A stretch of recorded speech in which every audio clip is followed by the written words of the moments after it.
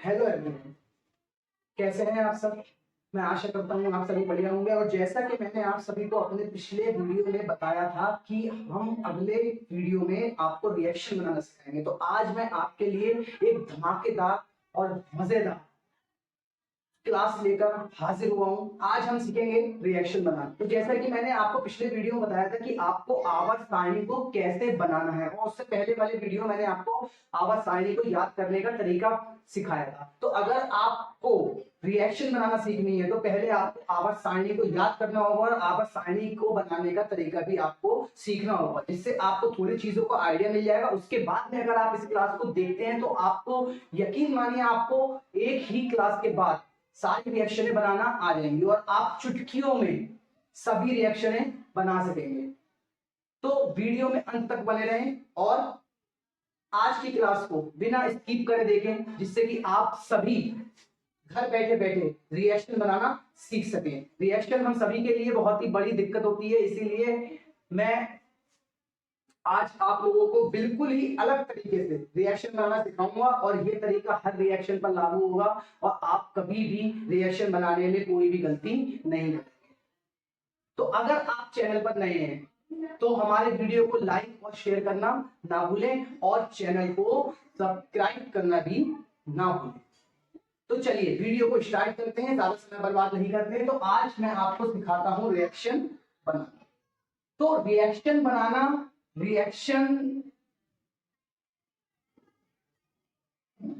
देखिए रिएक्शन बनाने के लिए ना हमें 3 स्टेप आने चाहिए।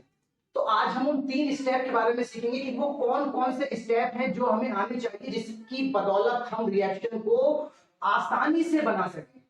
तो देखिए मैं आपको दिखाता हूं स्टेप नंबर फर्स्ट। तो ये चीज मैंने आपको पीछे पढ़ाई भी है, बस आपको कुछ वर्गों के बारे में पता होना चाहिए, जैसे कि first A, second A, third A, fourth A, fifth A, sixth A, seventh A और 0 वर्ग। अगर आपको इन वर्गों के तत्वों के बारे में नॉलेज है तो आपको रिएक्शन बनाने में किसी भी कठिनाई का सामना नहीं करना पड़ेगा। तो देखिए फर्स्ट ए वर्ग में कौन कौन से तत्व आते हैं, मैंने आपको पीछे इनको याद करने का तरीका बताया है। अगर आपको नहीं याद है तो पीछे जाइए, वीडियो को जाकर देखिए, प्लेलिस्ट खोलिए, चैनल पर जाइए, प्लेलिस्ट में जाकर बेसिक केमिस्ट्री की सभी क्लासेस को स्टेप बाय स्टेप देखिए और अपनी केमिस्ट्री को और सरल तरीके से सीखिए।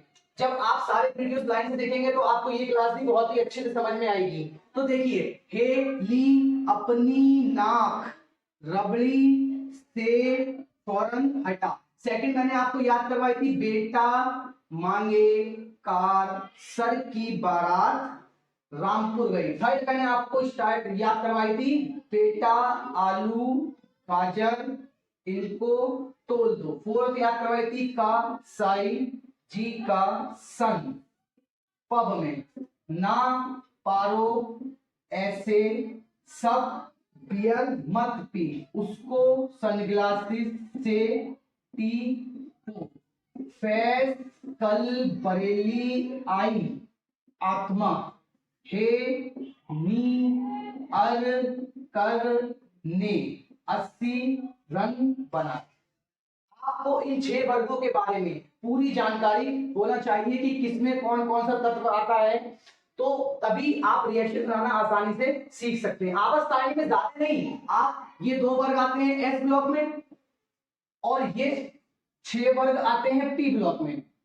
आप इतना डाटा आवर्त सारणी में से पता कर लीजिए और आप रिएक्शन बनाना सीख जाएंगे। तो देखिए आपको क्या करना है, इसके बारे में भी आपको थोड़ा सा आइडिया होना चाहिए कि भाई इसमें धातु कौन होती है, उपधातु कौन होती हैं और अधातु कौन होती हैं। ये सारा डाटा मैंने आपको अपनी पिछली क्लास में बताया था, और जो वीडियो पर नए हैं और जिन्हें नहीं पता है, बस मैं अभी आपको यहाँ पे बताऊंगा तो आप वीडियो में बने रहें। देखिए आपको क्या करना है, यहां से लेकर एक क्रॉस में लाइन बना इस तरीके से और उन पर सर्कल कर लीजिए, सेकंड के नीचे, थर्ड के नीचे और फोर्थ के नीचे। अब ये सर्कल में जितने तत्व मैंने बनाए हैं ये होते हैं उपधातु, और सर्कल के राइट साइड में जितने भी हैं ये सब होते हैं आधातु, और सर्कल के लेफ्ट साइड में जितने भी हैं ये सभी होती हैं धातु। देखिए धातु क्या करती है, धातु इलेक्ट्रॉन त्यागती है, और इलेक्ट्रॉन त्यागती है इसीलिए इन तत्वों को धातु कहते हैं, और ये इलेक्ट्रॉन त्याग कर धनायन बनाती है। अधातु क्या करती है, अधातु त्यागे गए इलेक्ट्रॉन को ग्रहण कर ऋणायन बनाती है। और उपधातु क्या करती है भाई, धातु करेगी दान, अधातु करेगी ग्रहण, और उपधातु जो है ना ये दान भी कर सकती है और ये ग्रहण भी कर सकती है। तो स्टेप फर्स्ट के बारे में सबसे पहले आपको इनको याद करना है, फिर आपको थोड़ी सी चीजों के बारे में पता होना चाहिए, जैसे कि संयोजकता, संयोजकता को बोलते हैं बैलेंसिंग, या आपको एक चीज पता होना चाहिए ON नंबर, ऑक्सीडेशन नंबर, ऑक्सीकरण संख्या। देखिए संयोजकता क्या होती है, संयोजकता किसी भी तत्व की बंध बनाने की क्षमता, कि वो सामने वाले के साथ कितने बॉन्ड बना सकता है। आपको लाइंस बनी हुई दिखती होंगी, जब कोई भी परमाणु आपस में जुड़ते हैं तो वो बॉन्ड के जरिए जुड़ते हैं ना, तो वो बॉन्ड जो होता है उस परमाणु की क्या होती है, संयोजकता। और संयोजकता और ऑक्सीकरण संख्या लगभग एक ही होती है, दोनों में सिर्फ इतना फर्क होता है, जो आपकी संयोजकता होती है वो केवल मतलब उस पर कोई भी चार्ज नहीं होता है, और जो ऑक्सीकरण संख्या होती है, ऑक्सीकरण संख्या में आपकी पॉजिटिव भी हो सकती है और निगेटिव भी हो सकती है। तो देखिए क्या करना है आपको, कैसे याद करें कि किसकी संयोजकता और किसकी ऑक्सीकरण संख्या कितनी है। तो देखिए फर्स्ट ए पर है तो इसकी 1, सेकंड की 2, थर्ड की 3, फोर्थ की 4, फोर्थ पर आने के बाद आपको घटाना है, फिफ्थ की 3, सिक्स की 2, 7 की 1 और 8 की 0। अब आपको ऑक्सीडेशन नंबर पता करना है भाई। देखिए क्या करना है, जिसकी संयोजकता 1 उसकी +1, इसकी +2, इसकी +3। 4 पर आप देख रहे होंगे इसमें धातु भी है, अधातु भी है, उपधातु भी है, तो इसीलिए इसकी +4 -4 दोनों हो सकती है। इसको आपको याद रखना है, ये आपका मिडिल पॉइंट है। और आगे चलकर -3, -2, -1 और 0, इस तरीके से आपको संयोजकता और बैलेंसिंग के बारे में पता होना चाहिए। फिर इसके बाद में ये आपका स्टेप फर्स्ट हो गया। स्टेप सेकंड में आपको क्या करना है, देखिए स्टेप सेकंड में आपको सिर्फ इतना करना है कि हम सूत्र कैसे बनाएं। रिएक्शन बनाना है तो रिएक्शन बनाने के लिए पहली चीज हमें सूत्रों को जोड़ना आना चाहिए कि सूत्र कैसे बनाएं। तो आपको क्या करना है स्टेप सेकंड में, भाई सूत्र कैसे बनाएं। देखिए सपोज मैं ए और बी की क्रिया करवा रहा और ए पर +2 चार्ज है, बी पर -1 चार्ज है, तो आपको क्या करना है भाई, जो इसका चार्ज है उसे आप इसके पैरों में और जो इसका चार्ज है उसे आप इसके पैरों में लगा दीजिए और सूत्र बन जाएगा। और हमेशा याद रखना है पहले आप प्लस वाला बाद में माइनस वाला। ऐसा क्यों होता है वो बाद में हम आगे सीखेंगे जब हम इसके बारे में और डिटेल में जानेंगे। तो देखिए क्या करना है, ए और बी, भाई बी का एक था ना तो वहां पर एक आ गया, और जहां एक होता है वहां कुछ लिखो ना लिखो वो एक बराबर ही होता है। और इस पर +2 है तो ये कहां जाएगा, बी के पैरों में। तो आपका फॉर्मूला बन गया AB2। अब दूसरा फॉर्मूला कैसे बनाएंगे भाई, देखिए दूसरे फॉर्मूले में क्या करना है, सपोज एक आपके सामने केस आ जाए कि A + B, B पर +3 है और A पर -2 है, तो आप क्या करेंगे भाई, इसके माइनस इसके पैरों में और इसके प्लस इसके पैरों में। लेकिन आपको याद रखना है कि पहले कौन सा जोड़ना है, प्लस वाला, बाद में माइनस वाला। तो पहले आप किसे लिखेंगे, बी और ए। अब देखिए बी के ऊपर कितना चार्ज है, 3, तो वो कहां जाएगा, ए के पैरों में। और ए के ऊपर कितना चार्ज है, ए के ऊपर कितना चार्ज है 2, तो वो कहां जाएगा, बी के पैरों में। तो B2A3। इस तरीके से आपका कोई भी रासायनिक सूत्र बन जाए। एक केस इसमें और हो सकता है, सपोज ए के ऊपर +2 है और वाई के ऊपर -4, तो आप क्या करेंगे भाई, पहले प्लस वाला लिखिए बाद में माइनस वाला लिखिए, इसके 4 इसके पैरों में लगाइए और इसके 2 इसके पैरों में लगाइए, बन गया सूत्र। लेकिन यहां पर एक चीज का ध्यान देना है, क्या ध्यान देना है आपको भाई, सूत्र तो बन गया लेकिन 2 एकम 2, 2 दूनी 4 भी होता है। और आप फिर आपको काटने के बाद क्या बचा, A2Y। तो जो ये बना था ये ना बनकर बनेगा ये। ऐसा क्यों? क्योंकि रासायनिक सूत्र हमेशा सरल अनुपात में बनते हैं। इस बात को आपको गांठ बांध लीजिए और याद रखिएगा कि रासायनिक सूत्र हमेशा सरल अनुपात में बनते हैं। इस चीज को मन में बनाएं और फिर उसको छोड़ दें और ये अब बारी आती है स्टेप नंबर 3 की। तो देखिए स्टेप 3, भाई स्टेप 3 क्या होता है? स्टेप 3 में आपको कुछ नहीं करना है, केवल 2 पॉइंट याद रखिएगा, कभी भी रिएक्शन बनाने में गलती नहीं होगी। देखिए पॉइंट नंबर 1 और पॉइंट नंबर 2। पहला पॉइंट आपको याद रखना है कि धातु प्लस अधातु और ये आपस में जब क्रिया करेंगे तो क्रिया होगी। और धातु कैसा होता है? पॉजिटिव। अधातु कैसा होता है? निगेटिव। तो आप कह सकते हैं कि धातु और अधातु की क्रिया होती है या फिर प्लस और माइनस की क्रिया होती है। आप ऐसे करके याद कीजिए, प्लस माइनस की क्रिया होती है। और दूसरा एग्जाम्पल देखिए इसका, सपोज एक अधातु है और दूसरी भी अधातु है।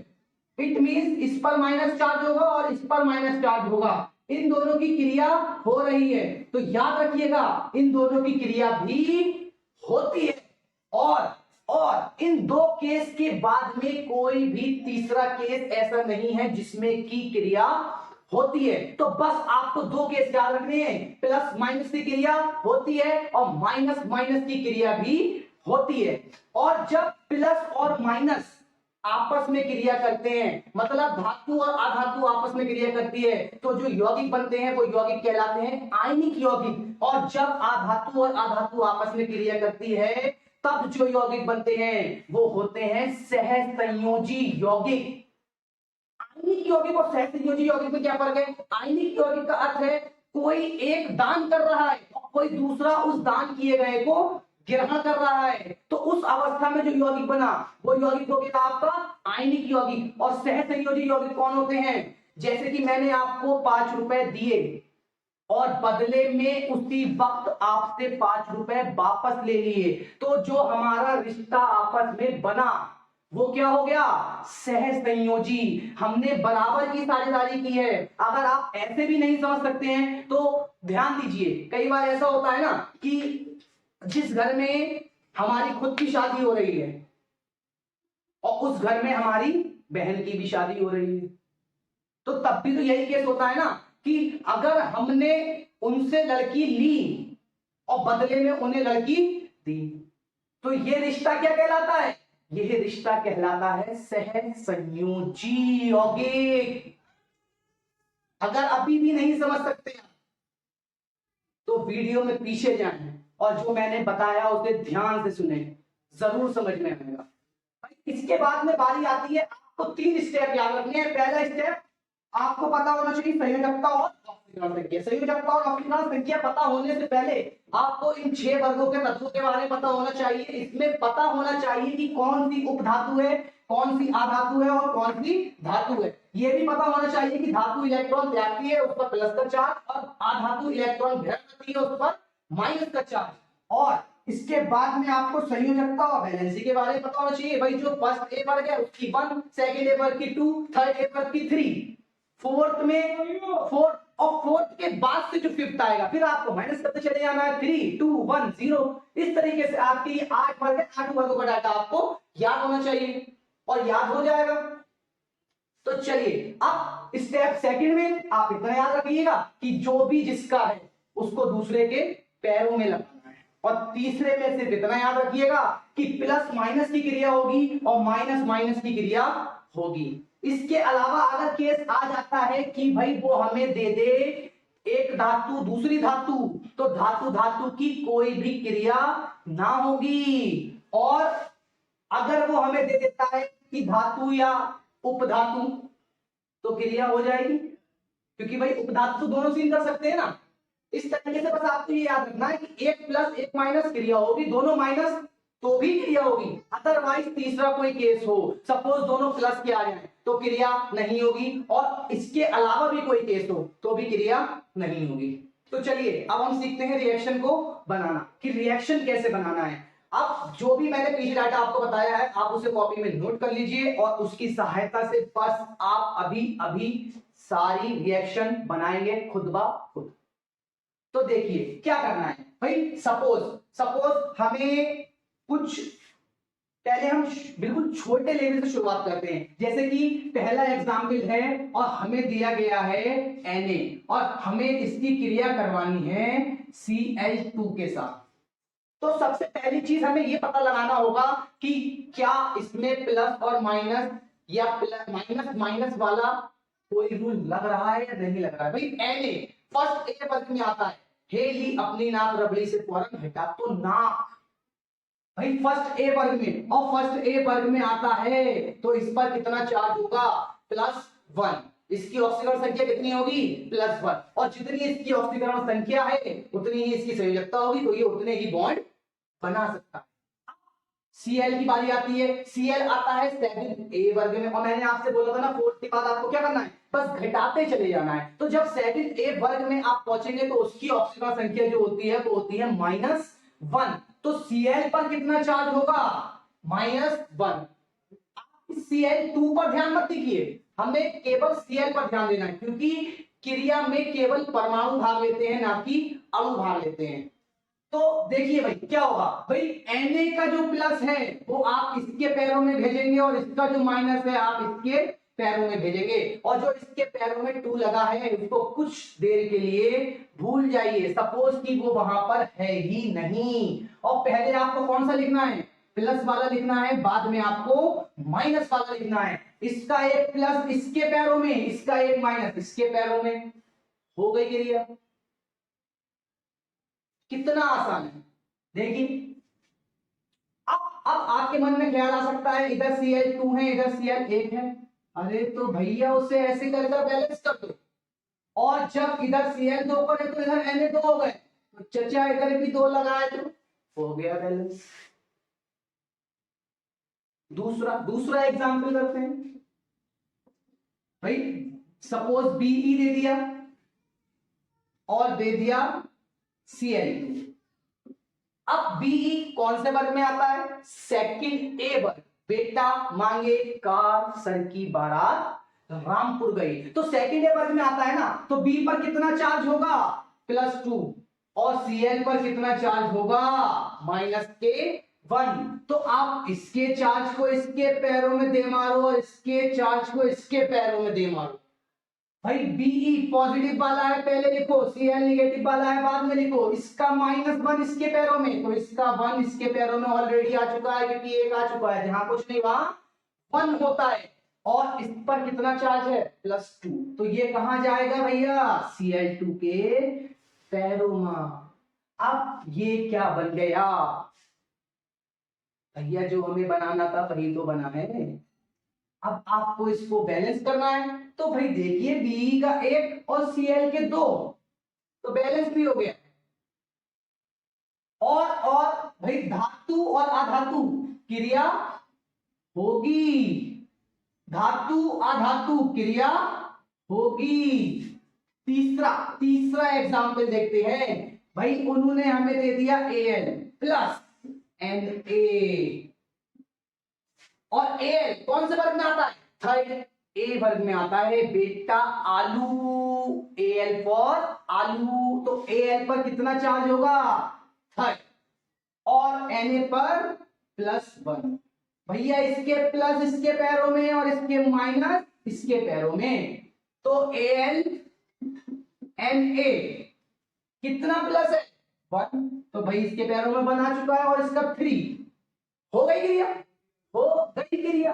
भाई बहुत ही आसान है, देखिए कोई दिक्कत तो है, बस हमने ध्यान नहीं दिया है। भैया इधर की ओर ध्यान से देखें, AlNa3, Al पे भी प्लस चार्ज धातु है, Na पर भी प्लस चार्ज धातु है, और धातु धातु की कोई क्रिया ना होवे है, तो क्या करेंगे, इसको काट दो और इसके आगे लिख देंगे नो रिएक्शन, धातु धातु की कोई क्रिया नहीं होती है। इसके बाद में चौथा एग्जाम्पल आपको दे दिया जाए N प्लस O2।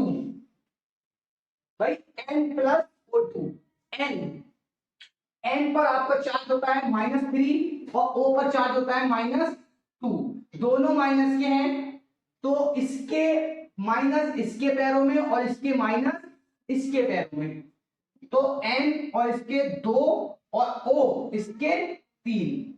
भाई O कितने हैं? 2 है ना, N कितने खर्च हुए हैं? तो लेकिन यहां पर 3 है, तो आप क्या कीजिए, इसको सम बनाइए, 3 दूनी 6, यहां पर 3 से गुणा करवाइए, बैलेंस हो गया। N कितने हो गए आपके? 4, तो यहां पर 4 लगा दीजिए, हो गई रिएक्शन। लेकिन भाई दोनों माइनस माइनस के हैं, भाई जब प्लस प्लस की क्रिया ना होगी तो माइनस माइनस वाला होगी, क्यों होगी? तो क्या करें, लिख दें क्या नो रिएक्शन? नहीं लिख सकते हैं, मैंने आपको बताया है ना कि प्लस प्लस की क्रिया नहीं होती, लेकिन माइनस और माइनस की क्रिया होने पर सहज संयोजी यौगिक बनते हैं, इसीलिए इसकी क्रिया होगी, और इसको आप मिटा दीजिए, और ये सही तरीका है, यहां पर क्रिया होगी। इसके बाद में बारी आती है फिफ्थ रिएक्शन की। भाई वीडियो ज्यादा लंबी ना हो, इसलिए मैं आपको सिर्फ थोड़े ही एग्जांपल्स दिखा सकता हूं, 4-5 की प्रैक्टिस कीजिए, बाकी आप जो मैंने पीछे आपको सबसे पहले शुरू में वीडियो में जो भी मैंने तत्व बताए हैं उसमें से आप कोई सा भी उठाएं और किन्हीं भी दो की आपस में क्रिया करवा लीजिए, रिएक्शन हो जाएगी। और अगर अभी भी समझ में ना आए तो मैं आपको रिएक्शन बनाने का सेकंड पार्ट भी जरूर वीडियो में अपलोड करूंगा, और अगली वीडियो हम रिएक्शन बनाने पर आगे कि भाई बड़े अणुओं को तोड़कर रिएक्शन कैसे बनाएं उसके बारे में अगले वीडियो में चर्चा करेंगे। जब तक के लिए आप इतने ही डाटे की प्रैक्टिस कर घर पर खुद को मजबूत बनाएं। तो देखिए क्या करना है भाई, फिफ्थ, सपोज हमें दे दिया An प्लस N2, भाई An धातु है ना, तो An पर कितना चार्ज होता है? +3, Na पर -3, तो आप क्लियर करवा दीजिए, इसके 3 इसके पैरों में, इसके 3 इसके पैरों में, लेकिन 3 और 3 तो आपस में कैंसिल हो जाएंगे ना। पहले इस तरीके से यौगिक बनेगा Al3N3, यही तो बनेगा, इसके 3 इसके पैरों में, इसके 3 इसके पैरों में, लेकिन मैंने आपको बताया है ना सम करना है, तो ये ना बनकर क्या बनेगा? AlN, N के 2 अणु दिए हैं, तो आप यहां पर N के अणु 2 कर दीजिए, जिसके कारण Al 2 हो जाएंगे, आप Al को 2 कर दीजिए। तो मैं आशा करता हूं आपको रिएक्शन बनाना आ गए होंगे, और आपने अगर वीडियो को पूरा देखा है, तो अगर वीडियो आपको थोड़ी सी भी अच्छी लगे तो वीडियो को लाइक जरूर करें, और अपने हर साथी के साथ शेयर करना ना भूलें। तो इसी के साथ मैं आप सबसे अलविदा लेता हूं, और फिर मिलते हैं अगली वीडियो में, जहां पर मैं आपको रिएक्शन के बारे में कुछ और बातें सिखाऊंगा। अभी आप इस पार्ट 1 की अच्छे से प्रैक्टिस कीजिए, जिससे आपको कभी भी रिएक्शन बनाने में कोई भी दिक्कत नहीं होगी।